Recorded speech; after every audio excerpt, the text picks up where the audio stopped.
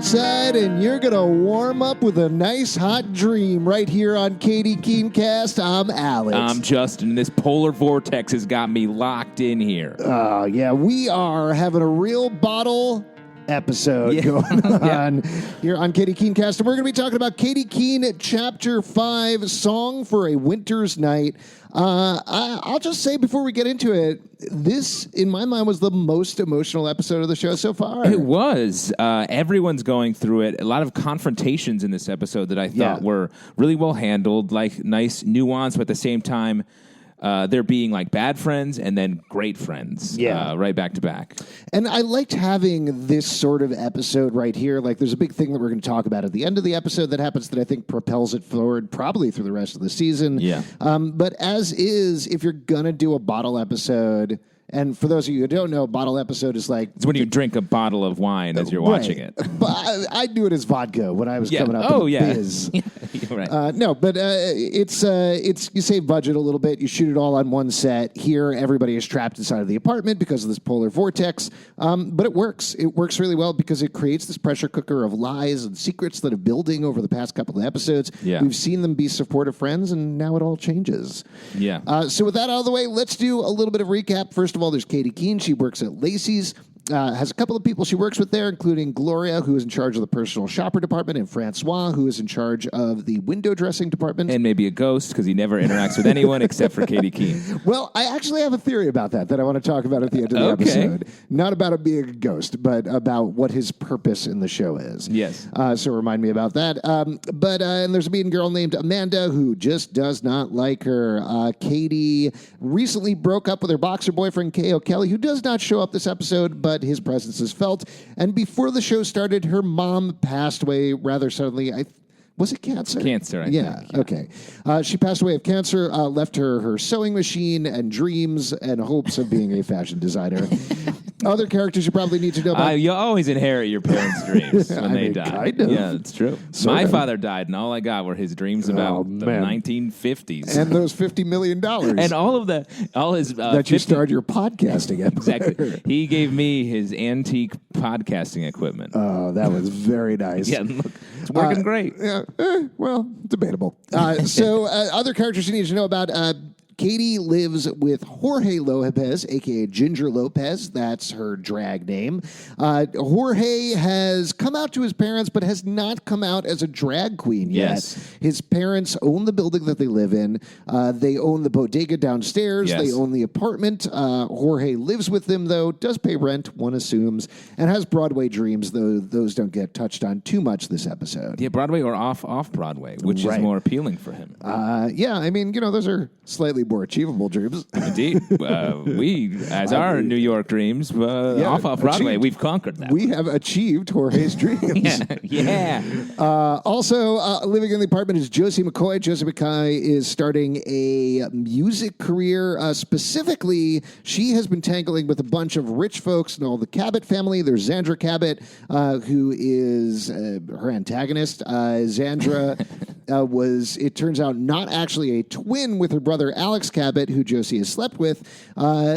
She was an ex-girlfriend before the parents got married. Now, Mr. Cabot, the head of the family, offered Josie $10,000 to make her EP, but on the condition that basically she sleeps with Alex. Like, he didn't come out and say that. He said, take care of him, but that's kind of the deal that's going on there. It's fucked up. It's pretty fucked up, but classic rom-com scenario. Yeah. Which are also mostly fucked up. Yeah, that's true. That's fair. 27 dresses? Oh, that's expensive. Don't even get me started. Yeah. So she also works at a place called Chubby's. It's a record store, and we'll get into more of that this episode. And then the last person you need to know about is Pepper. Pepper is a con woman. She is starting... I mean, she is. Wow. She is. She's a woman first. Yeah, she's a woman con. Yeah. Future con if she doesn't stop fucking up. Well, she's constantly name dropping. Her friends don't really seem to know about this yet, but she is currently living in the space that she has bought, that she is trying to build up a multimedia empire to be the Pepper Plant, a destination a la Andy Warhol. She didn't even buy it. She's just renting it. Right. And that's even weirder because... though I think she is going to... What I like about her character is she's sort of that, like, side of being the dreamer or the struggling New York person where you'll say anything to get by. Yeah. Which I think is a real thing. Like, especially like I first moved here, I was an actor, writer, comedy person, also waiting tables.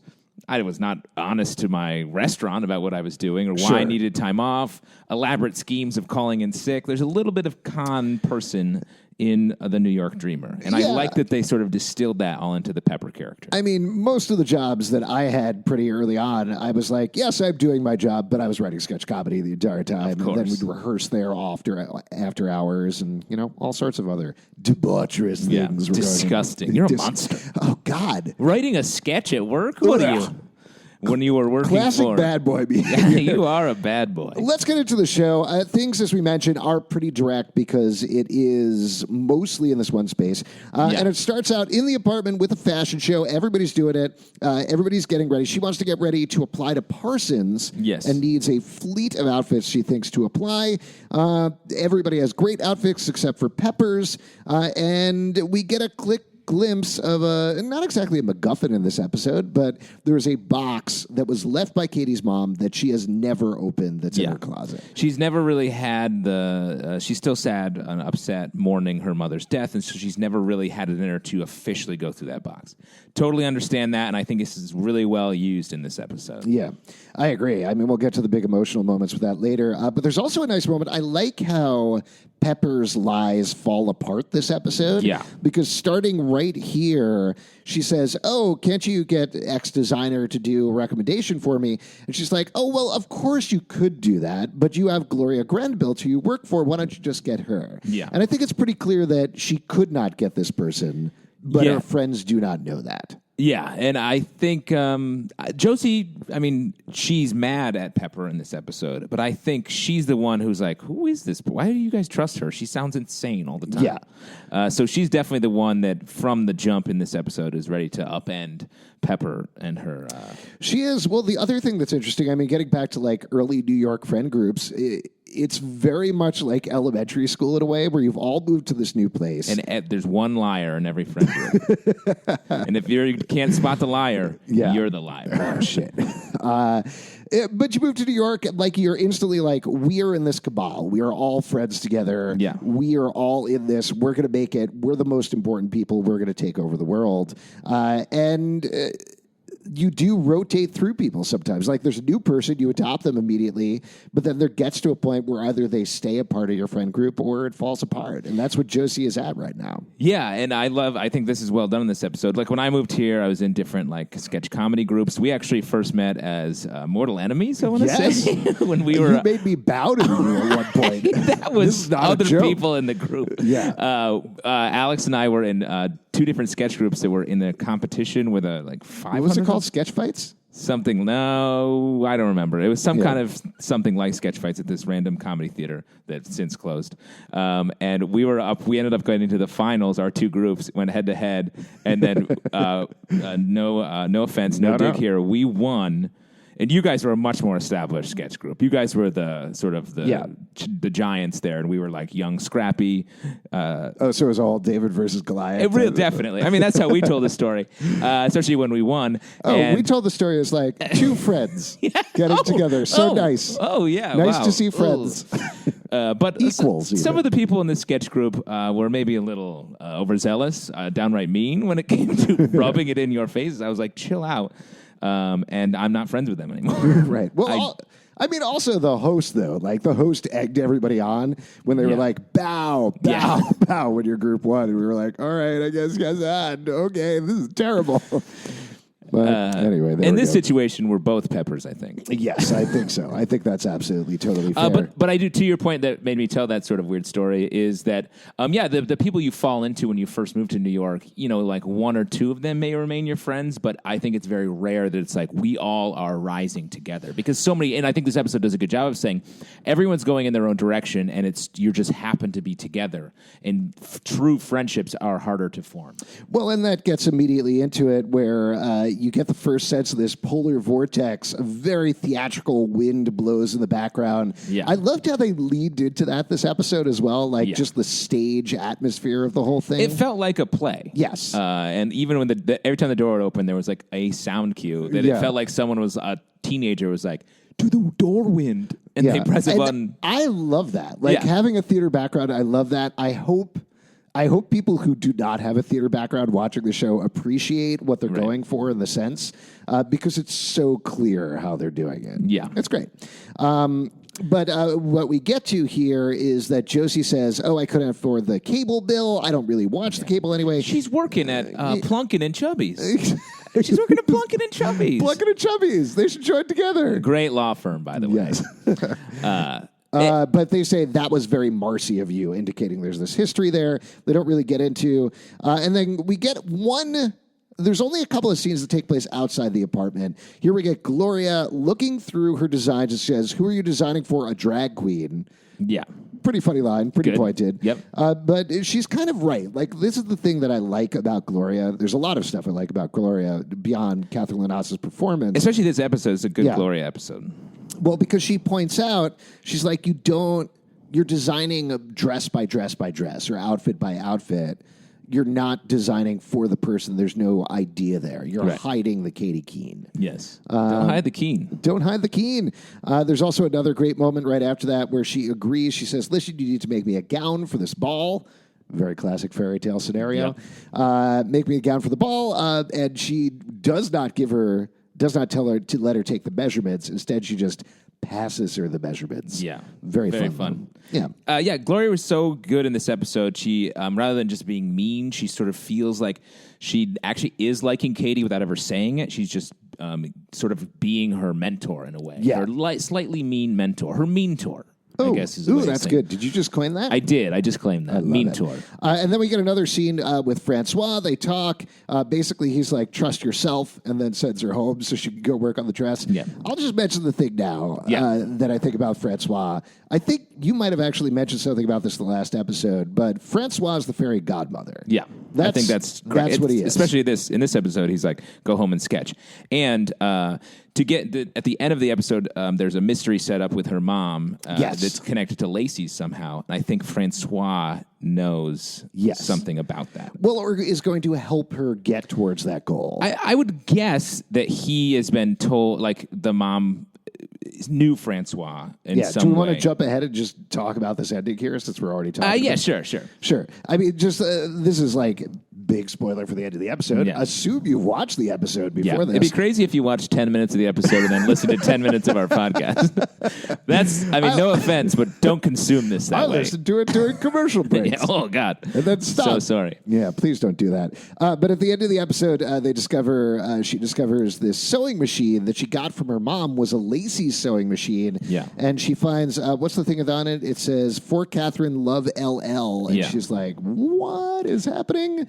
This is the clearest indicator to me that this is like legit a fairy tale. Yeah. She has been forced by the mean stepmother, who is Gloria Granville, to work in the basement at Lacey's when in fact she's the princess, right? She is maybe, I think LL, the second L is probably Lacey, right. I would think. And either maybe she is the daughter. We've never heard about a father. Maybe she's secretly the daughter of some sort of founder of Lacey. She is the princess. Yes. And I think that's they did such a good job of making it such a small reveal when they've said this is a fairy tale. Yes. So the princess becomes the princess at the end. Yeah, exactly. So I think that's very cool. I think she's going to come into conflict with Mrs. Lacey, who we've met a couple times here, about whatever that reveal is. And we're going to find out what the mom's relationship there was, which is very cool. I have to imagine it is a classic raised parents, son of Palpatine situation. Yeah. Where, he was supposed to inherit the dark side of the Force. Yeah. He ran away from Lacey's, fell in love with this woman. They got killed by some guy outside who fell into a snake cave. Later on, Katy Keene comes in, heals the snake, finds a dagger that leads her to the Death Star. Should I keep going? Definitely not. Okay. Or it could be a classic Sleeping Beauty situation where a bunch of thorns grow around the Lacey's department store, and Katy has to battle through and then fight a Gloria, who's since become a dragon. Right. Or it could be a classic 101 Dalmatian situation where later on Katie kidnaps 100 baby dogs and skins them and turns them into a coat. Oh, I was going to say Gloria is like, I want to wear millennial coats. I need to capture millennials and make them into coats. Millennial coats are ruining the millennial industry is all I have to say. It's true. So anyway, then jumping back to everybody else, after we finish up that stuff with Katie, Ginger is walking down the hallway, almost bumps into her mom, gets very awkward about it. That leads into a funny line later where I think she's like, I would recognize that tush anywhere, essentially. Yeah. Very cute. Very cute. But Chubby, as we continue to get the setup, the conflicts, takes Josie down to the recording studio. Patty Smith used to record there. They're looking for a heater, but he just happens to have a recording studio down there. I mean, that's crazy. Yeah. It makes total sense for the show. It's crazy that fun. she didn't know about it. That she spent all that time arranging something, and he's like, oh, I have a speakeasy called La Bandouille. My business. Oh, your dream? I have a dusty old version of it right here under the floor. Well, that used to be my dream. Somebody is going to get kissed and turned out to be a beautiful prince at some point. Some ugly person. Perhaps it's Alex Cabot. Ooh, maybe. He's pretty hot though. So yes, reverse. but he keeps fucking up. I love his line later in this episode where he's like, "I have to apologize yet again to you, Josie." Speaking on Josie though, she's hiding the EP deal from her friends. Right. I thought this was interesting. Everyone has a sort of a secret in this episode. She goes after Pepper so much in the episode, but she also is busted later on. And her secret makes sense to me, though. Like her holding that back because that is, like we talked about, a pretty fucked up deal. Yeah. And even if they're like, you got to give something to get something. It's not something you want to admit to your friends. Right, exactly. Hey, I'm rich, but I have to fuck this dude I maybe don't like. Well, that she likes. That's now, the thing. as we find out in this episode, she does have strong feelings for her, and something gets in the way of that in that the kissing Cabot story leaks, and Josie immediately thinks it's Pepper. So another wrench is thrown in her already pretty wrenched up relationship with Alexander Cabot. Yeah. Also, missed opportunity to use the headline, Cabot's Cheesin'.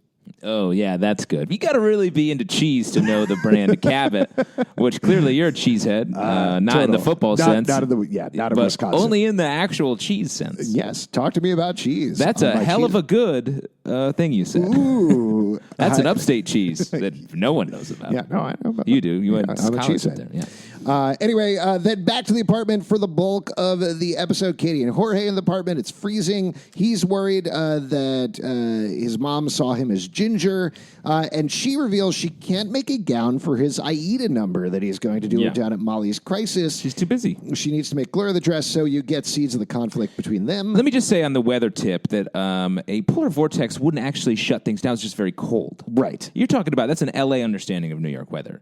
And as New Yorkers, I think we can really say a nor'easter, that'll shut a place down. Yes. There was a polar vortex a couple of weeks ago, and I feel like everybody got the push notification about it. It was like, what the fuck is this? I don't care. Yeah, it was just cold. Yes. Yeah. It's very cold. What are you talking about? Yeah. So I'd be very surprised if things shut down for a polar vortex, but I like it for the purposes of this television program. Yes, exactly. But all you weatherheads out there know that we keep it 100 when it comes to the cold weather in New York City. Yeah, we'll walk through whatever. Yeah. There's coronavirus loose everywhere, where people are like, I'll lick this subway. Exactly. No one, actually, I will say the subways are very empty right now. They are very empty, and I'm very nervous about touching everything. I don't know why I said that. So she's got to make Gloria the dress. Josie comes in. She's pissed about the headline. And then Pepper enters. Everyone is literally chilly. Katie...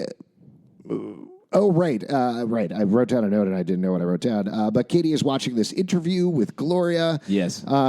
She really needs to learn to watch the entire interview. Again, don't take a break and listen to a podcast about the interview. Keep watching the interview because she's like, I have the perfect dress for her. And then she works on it for like a while. And then this is later in the episode. Gloria in the next line in the documentary is like, I would never wear this type of dress. Just keep watching. It's probably like a 4-minute video. You can finish it, Katy Keene. Yeah, Katie, come on, use your time. Get off your Snapchat. Get off your TikTok. Wow. Watch some TV for a change. Yeah, there you go. You're like a reverse boomer. I love Katie's K sweater. Me too. Very jealous of that. Yes. I want that. That makes a lot more sense than Jughead's S shirt. Yes. Which stands for serpents? Soup head? Soup head. Yeah, it probably stands for soup head or Springfield. Simpsons? Definitely Simpsons. Yes. It stands for something. I actually forgot what it was, but that is very cute. They're out of food. Jorge's mom calls.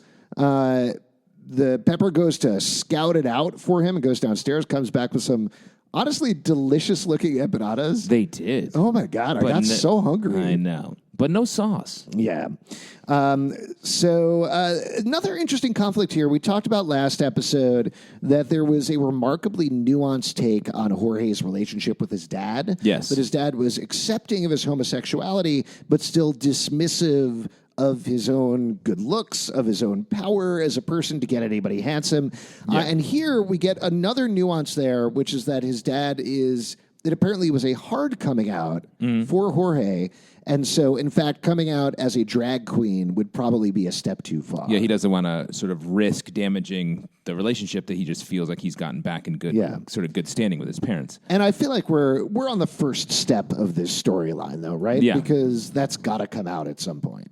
Yeah, we can just maybe talk about this all together right now. Sure. Like, Jorge's very stressed about the whole thing, but he talks it through with the rest of the gang, and then finally at the end of the episode, walks out to meet his mom as Ginger, and her mom is so great about it. Oh, and it's very so cute, sweet. Complimentary. I love when the mom says, "You remind me of me when I was younger," and Ginger's like, "That's what I modeled my So drag character good. on," and I was like, "Oh, that's so nice." It was so I was like sweet. tearing up. It was so sweet. There were several times I was tearing up during the episode. Yeah. That moment, Jorge's conversation with Katy, when Katy yells at Jorge. Yeah. Lots of great dramatic stuff throughout this episode. Well, and we learned about Jorge that Katie's mom took Jorge in for a year when he came out to his parents and they rejected him. I was like, that was such a huge detail said in such a subtle way in this episode.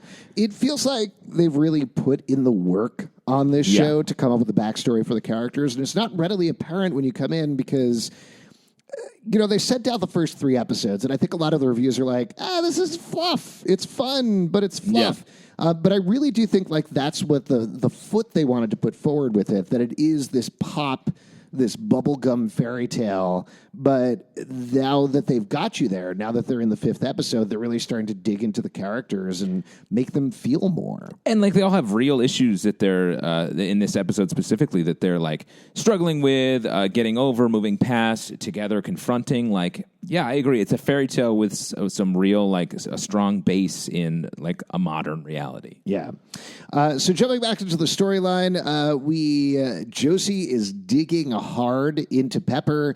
She pretends to be Pepper, calls up the hotel. She's like, flawless impersonation. Yes. Actually it was pretty good. Yeah. But she doesn't understand. I mean it was good. Oh, you did? Yeah. Oh, okay. She doesn't understand why Pepper doesn't go to the hotel, but she's clearly needling her. She says she gave her room to a pigeon lady.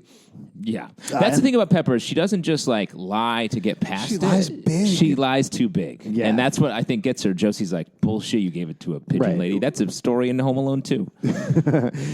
So do you think all of her lies are from the Home Alone series? We should rewatch it just to get a background on the We'll character. review it on the next episode. Yeah. Yes. Except for one scene in Home Alone 2 I don't want to talk about. We'll skip that one, yeah. Yeah, you know the one. Yeah, you know the one we're talking about. Yeah, the one with the wet bandits. Exactly. I don't Those like guys. I just don't get. That's my least favorite part of the Gross. movie. I just love that he's alone. Yeah, I like to. There's a Home Alone podcast I listen to, and they skip all the wet bandits. Yeah, part. the boring really old battle parts. So Josie confronts Pepper. She wants to know what's really going on. And again, what I like about the resolution of this storyline is they lay into each other. Yeah. But ultimately, they care about each other and they're friends. So. Despite the fact that Josie's laying into Pepper, and then later Pepper calls her a Marcy again, she's just one in a long line of people who sleep on the couch. Yeah, this is devastating. This is so mean, but like really well done, I thought. Yeah. But ultimately what she does is she gets the information. Like she tries to make it right. She finds out using her actual connections what was going on. And this is a great Easter eggs.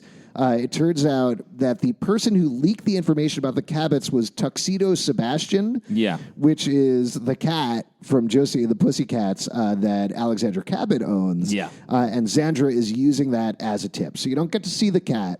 The cat's not.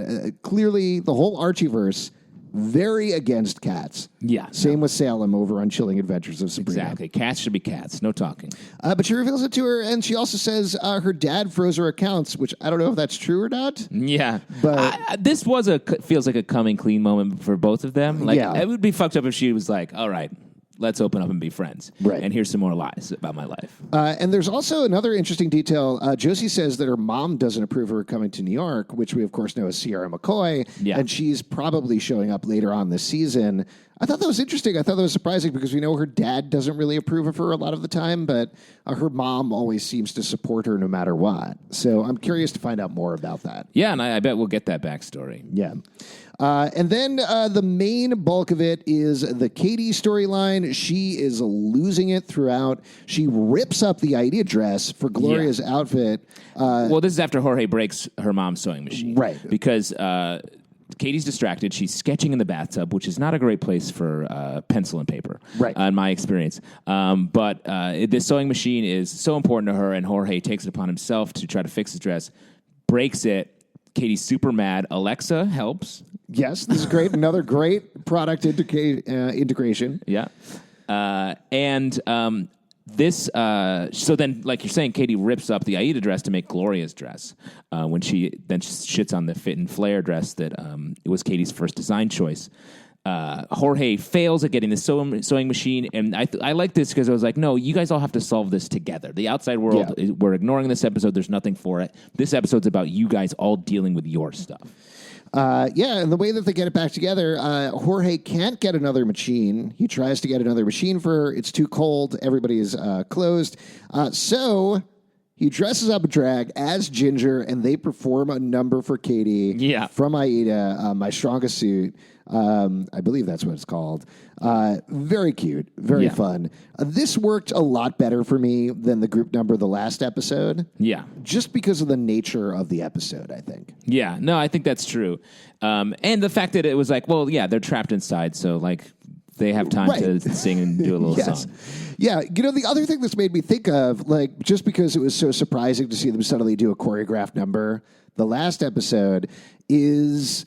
I mean, I haven't done musical theater in a while, but like back when I was doing musical theater in college and right after college, there was always these moments that I didn't realize until later. Oh, right, everybody does this. Is you go to a cast party or something, and everybody would suddenly be singing numbers from the show or from any show, and like doing choreography and dancing around. And I remember so clearly, like sitting on the floor of an after party in college and being like, this is the most amazing group of people in the world. And just being so starry-eyed about it. But, like, that's what musical theater people are like. They're always dancing around. They're always singing. They're dreamers. I think that's why an Aida number worked a little better for me than Dirty, which doesn't quite fit that world in the same way, even though that was a fun number. Yeah, I agree. I agree with all of that. I mean, to talk about just the performances in general, I thought Lucy Hale's performance this episode was just great. Like all these emotional scenes that she had to do. About her mom, while at the same time balancing just the frenetic nature of all of these people in the apartment at the same time. Just really, really great.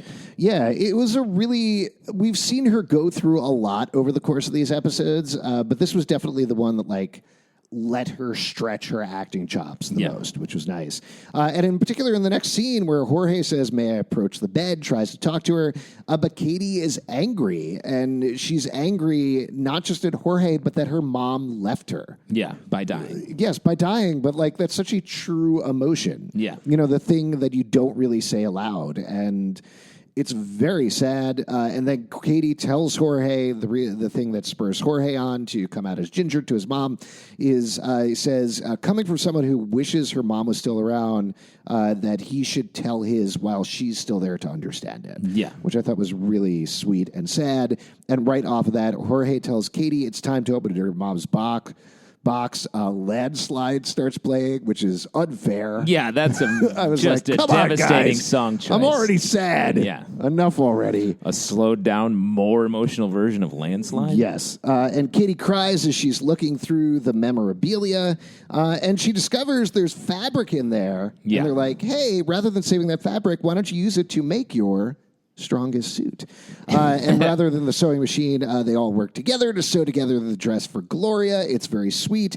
And Gloria, in fact, really likes it a lot, isn't going to wear it. She got her own dress, but gives her the recommendation letter, or we assume gives her the recommendation letter. I like this. They cut away before we know, and then only later when Katy walks in super sad and then whips out the letter to show Jorge reveal that, like, she got the letter. Yeah. And meanwhile, on the Josie bend, Alex fixes up the entire studio for Josie. Yeah.